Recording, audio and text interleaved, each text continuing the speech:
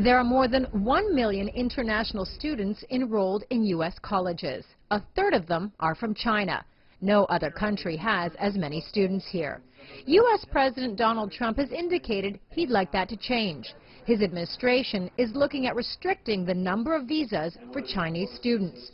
The president has long lamented the trade deficit with China, but when it comes to higher education, the U.S. runs a large surplus with the rest of the world, not a deficit. A modest number of Americans spend a little bit of time at universities in China and Europe and other places, but many international students, and China is far and away the biggest source, basically get their entire higher education in the United States. Chinese students tend to favor degrees in engineering, math, science, and business, areas that are not as popular among American students. Those departments are the most vulnerable to any visa changes. If those students were to suddenly disappear or we were to see a serious decline, I think there would be very unfortunate consequences just for the quality of instruction for everyone, along with the loss of tuition revenue.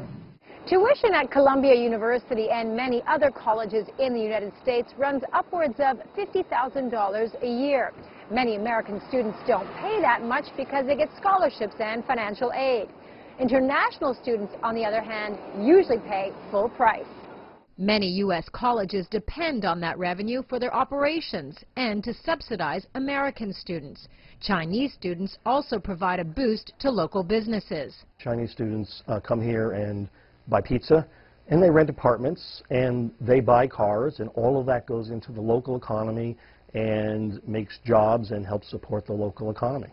Students from China spend at least $12 billion a year in the U.S. on tuition and living expenses. A loss of international students for the United States is bad public policy. It's bad for higher education, and it's bad for the country. Opponents of the visa restrictions say they're also un-American.